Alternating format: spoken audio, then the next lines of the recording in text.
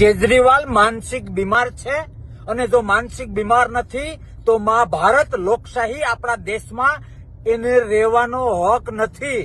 આજે ખેડૂત મહાપંચાયતમાં એને જે બકવાસ કર્યો, જે આઝાદી માટે જે લોકો લડ્યા, ભારતની આઝાદી માટે જે લોકોએ પોતાની જાનની કુરબાની આપી, શહીદી વહોરી, એ તમામ શહીદોનું, આઝાદી માટે લડનાર એક એક ભારતીયનું આજે કેજરીવાલે અપમાન કર્યું છે। એનું હું ખંડન કરું છું, એનો હું વિરોધ કરું છું। કેજરીવાલે એમની સ્પીચમાં એવું કહ્યું કે અંગ્રેજોને કભી લાઠી નહીં ચલાઈ, અંગ્રેજોને કભી અશ્રુવાયુ નહીં છોડા। તો શું દૂધ પાક પીતા પીતા આઝાદી મળી હતી? શું ગોળ ધાણા ખાતા ખાતા આઝાદી મળી હતી?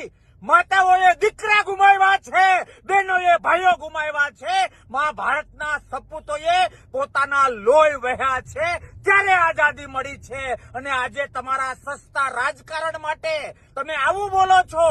તમારે ભાજપને ગાળો દેવી હોય તો દો, કોંગ્રેસને ગાળો દેવી હોય તો દો, તમારો રોટલો તમારે શેકવો હોય તો શેકો। એનાથી વ્યક્તિગત એક જવાબદાર નાગરિક તરીકે અમારે કોઈ લેવા દેવા નથી। પણ કેજરીવાલને પૂરા ભારતવાસીઓ, દરેક દેશ પ્રેમી વતી કહું છું કે એના શબ્દો પાછા ખેંચે, દેશની માફી માંગે, શહીદોની માફી માંગે, જે લોકોએ આઝાદીની લડતમાં પોતાના નાના મોટા ભાગ આપેલા છે, પોતાના જીવન આપેલા છે, એ તમામની માફી માંગે।